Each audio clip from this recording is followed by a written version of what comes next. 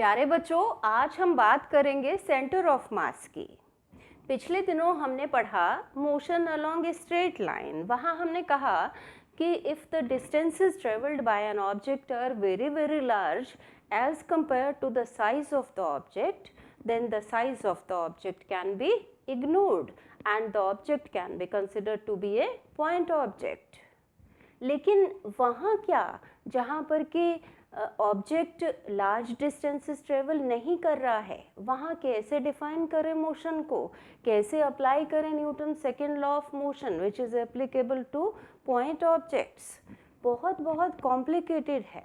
मान लीजिए कि ये ऑब्जेक्ट है फाइनाइट साइज और इसमें बहुत सारे पार्टिकल्स।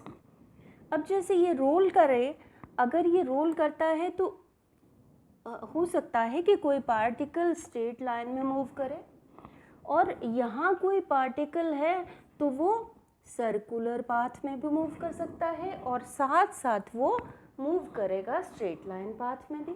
तो कुछ इस तरह की स्पाइरल पाथ हो जाएगी जिसको कि डिस्क्राइब करना इजी नहीं है, बहुत कॉम्प्लिकेटेड है। ऐसे केसेस में यहाँ पर हम डिफाइन करते हैं concept of centre of mass. क्या होता है centre of mass? Centre of mass of a system of particles is a point within the system on which the total mass of the system is suppose to be concentrated, and if all the forces acting on the system are directly applied to the center of mass, then the system moves in the same way. The motion of the system remains unaltered, remains unaffected.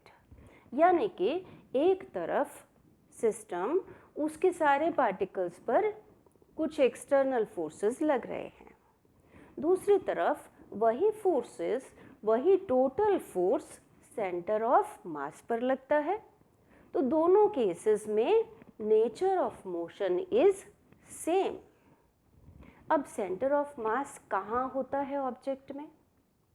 जितने भी regular objects हैं, जैसे कि sphere है, rectangle है, जितनी भी regular objects हैं, और अगर उनमें मास डिस्ट्रीब्यूशन यूनिफॉर्म है तो सेंटर ऑफ मास होता है उनके ज्योमेट्रिकल सेंटर पर। Centre of mass lies at the geometrical centre of the regular bodies. अब मास डिस्ट्रीब्यूशन की बात इसलिए कि सेंटर ऑफ मास डिपेंड करता है मास डिस्ट्रीब्यूशन पर भी। अब इर्रेगुलर बॉडीज में, इर्रेगुलर बॉडीज के केस में हम फाइंड आउट करेंगे कि कैसे निकालें सेंटर ऑफ मास। एक और चीज़ है सेंटर ऑफ मास के बारे में कि अगर फोर्स सेंटर ऑफ मास पर लग रहा है तो बॉडी मूव करती है along straight line without any angular acceleration. आइए देखें। अब जैसे कि ये ऑब्जेक्ट है और सेंटर ऑफ मास पर फोर्स लग रहा है तो ये स्ट्रेट लाइन में मूव करेगी, और अगर हम फोर्स कहीं और लगाते हैं, मान लीजिए इस कॉर्नर पर लगाते हैं तो ये ऐसे टर्न हो जाती है, दूसरे कॉर्नर पर लगाते हैं तो ये ऐसे टर्न हो जाता है। लेकिन अगर सेंटर ऑफ मास पर फोर्स लगे तो बॉडी जो है वो स्ट्रेट लाइन में मूव करती है विदाउट एनी एंगुलर एक्सेलरेशन। चलिए अब फाइंड आउट करते हैं position of centre of mass for two particle system. For simplicity, we consider the two masses m1 and m2 along x-axis. So we consider a system of two masses, and these masses are along x-axis. This is origin. x1 is the position of mass m1.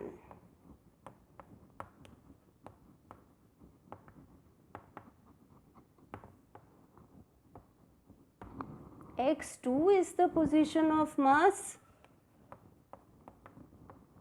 m2, and let us say that C is the center of mass and x is the position of center of mass with respect to origin.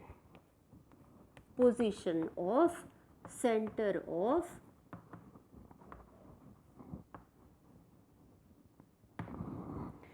x equal to, ये position कौन सी होती है, m1 x1 plus m2 x2 divided by m1 plus m2.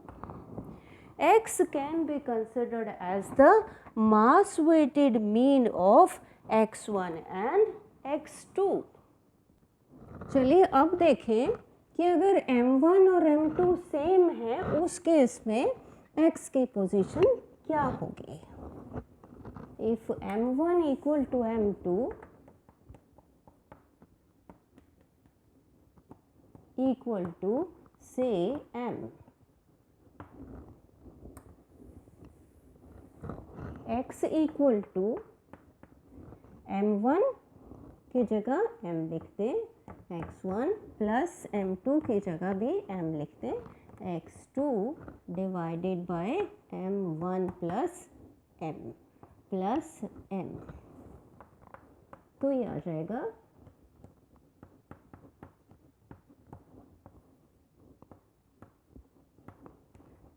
x1 plus x2 divided bye 2, यानी कि इस case में when the two masses are equal, the center of mass will lie exactly midway between the two masses.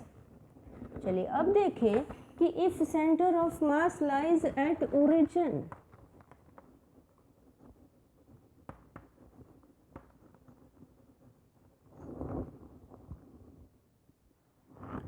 अगर centre of मास लाई करता है origin पर तो उस केस में x 0 हो जाएगा. Position of centre of mass with respect to origin is 0.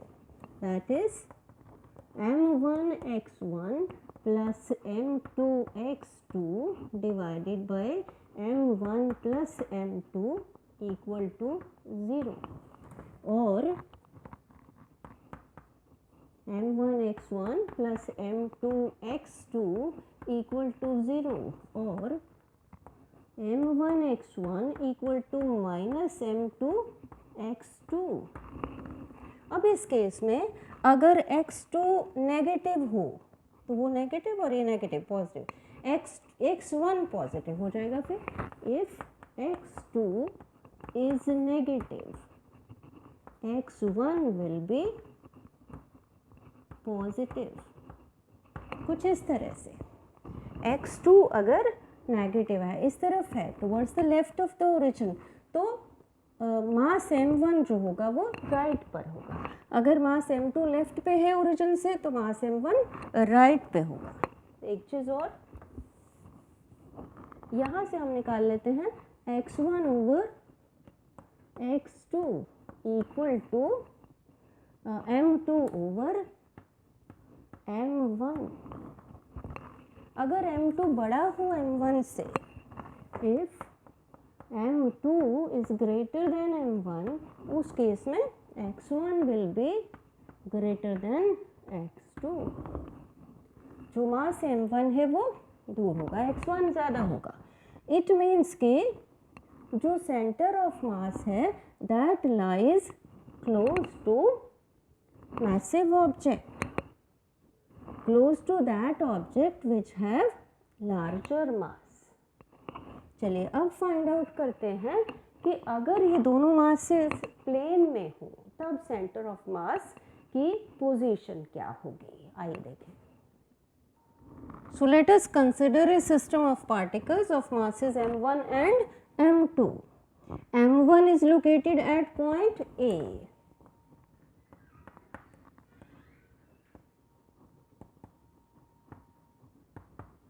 And m2 is located at point B. Let r1 vector equal to OA vector, O is origin, is position vector of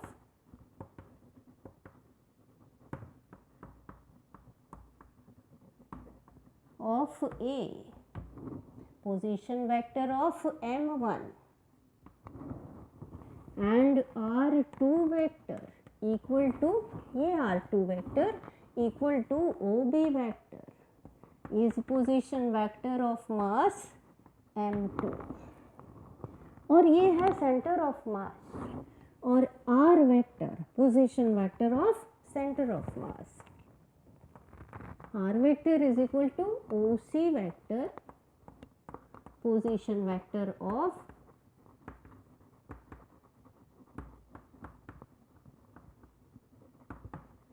center of mass.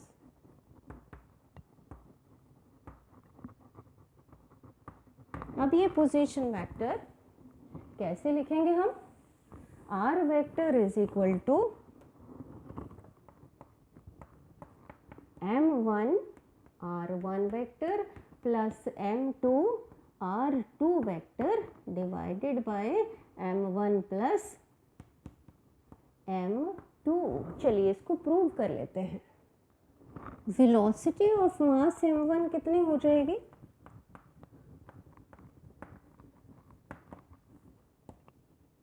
This is V1 equal to rate of change of position vector R1. इसी तरह से velocity of M2 V2 is equal to d by dt of R2 vector.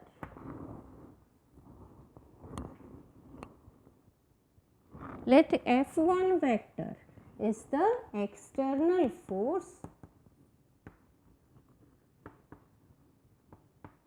acting on M1 and F2 is external force acting on M2.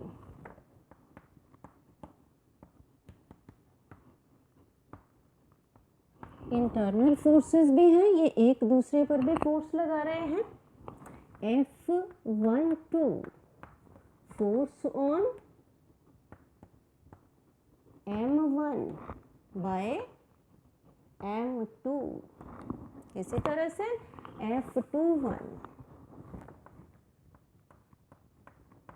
Force on M2 bye M1. चलिए अब find out कर लेते हैं linear momentum of M1.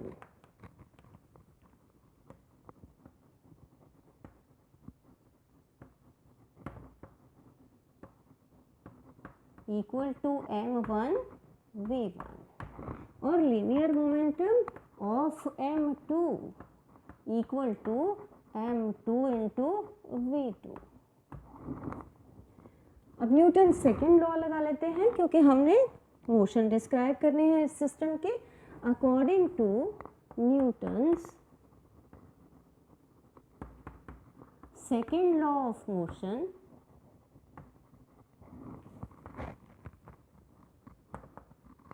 rate of change of momentum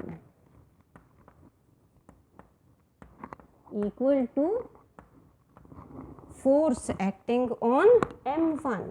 total force कितना लग रहा है? F1 plus F12. This is equation of motion for particle of mass M1. चलिए ऐसी इक्वेशन लिखते हैं पार्टिकल M2 के लिए. Rate of change of momentum of M2 V2 equal to force acting on M2 external force plus internal force. अब क्योंकि ये masses M1 और M2 एक ही सिस्टम से रिलेटेड हैं तो इन दोनों को ऐड कर लेते हैं. d by dt of M1 V1 plus d by dt of M2 V2 equal to इस साइड पे F1 vector plus F2 vector plus F12 plus F21। तो ये इक्वेशन आ गई हमारे पास। अब according to Newton's third law of motion ये दो फोर्सेस F12 प्लस F21 इनका sum 0 because these two are equal and opposite. So बाकी यहाँ पर d by D T of,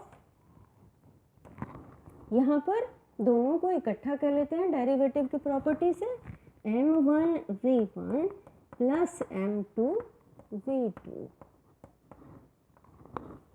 equal to, अब ये क्योंकि 0 हो गया तो बाकी बचे external forces F1 plus F2। अब total external force F1 plus F2, यहाँ से d by D T of m1 v1 को क्या लिखा था हमने, d by D T of r1 vector plus m2 into d by D T of r2 vector equal to F1 plus F2 को लिख लेते हैं F vector total external force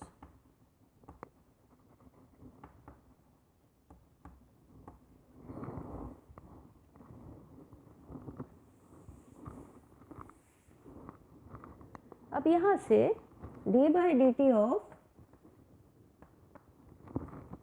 m1 को यहाँ अंदर लिख लेते हैं डेरिवेटिव की प्रॉपर्टी के हिसाब से, d by D T of m1 r1, इसी तरह से d by D T of m2 r2 equal to total external force.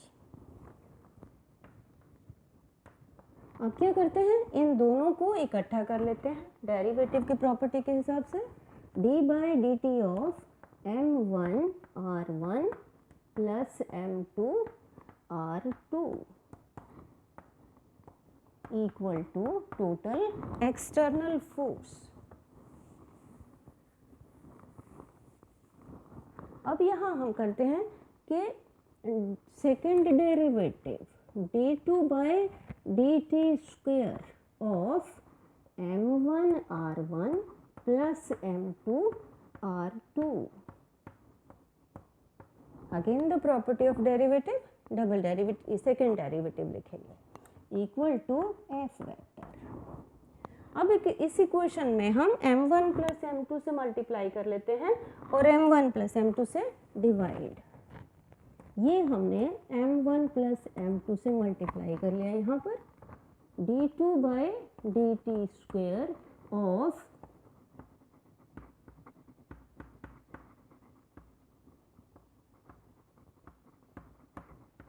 यहाँ हम डिवाइड कर देते हैं m1 प्लस m2 से equal to f vector.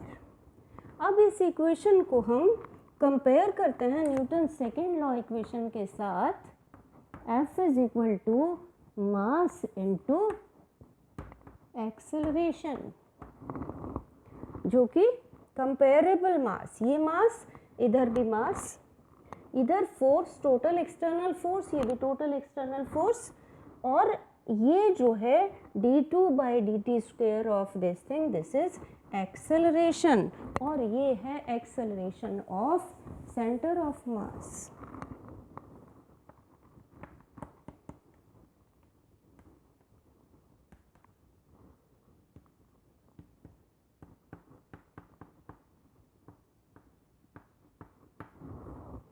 Over m1 plus m2।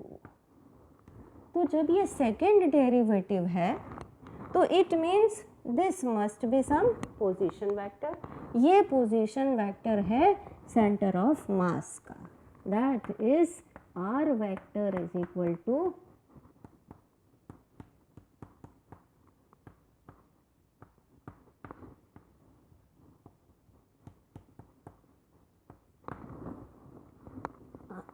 ये आर वेक्टर हमने फाइंड आउट कर लिया। अब अगर इन पार्टिकल्स m1 जहाँ पर लोकेटेड है, अगर इसके कोऑर्डिनेट्स हैं x1 y1 और इस पॉइंट के कोऑर्डिनेट्स हैं x2 y2 और c के कोऑर्डिनेट्स हैं x y, तो हम क्या लिख सकते हैं, position vector along x axis means position of the center of mass along x axis is given by x equal to and along y axis will be given by y। तो x को क्या लिखेंगे, m1 x1 plus m2 x2 divided by m1 plus m2। इसी तरह से ये m1 y1 plus m2 y2 divided by m1 plus m2। अगर ये स्पेस में है पार्टिकल्स m1 और m2, तो एक थर्ड कोऑर्डिनेट भी होगा z, a के कोऑर्डिनेट्स होंगे x1 y1 z1 और इसी तरह से x2 y2 z2 और यहाँ पर x y z। तो position of centre of mass along z axis हो जाएगी m1 z1 plus m2 z2 over m1 plus m2। तो चलिए इनको जनरलाइज कर लेते हैं for n particles. For n particles r vector equal to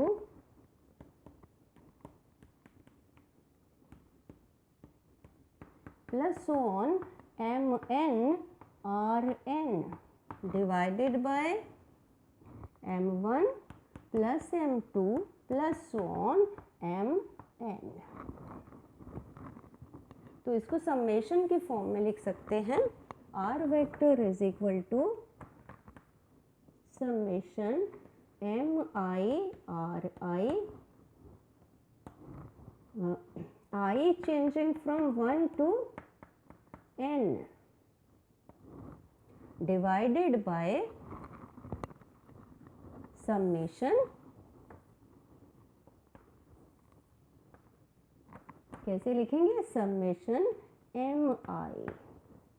i is equal to 1 to n, where mi summation I is equal to 1 to I is equal to n, this is equal to total mass of the system। इसी तरह से हम summation x के लिए, y के लिए और z के लिए भी लिख सकते हैं।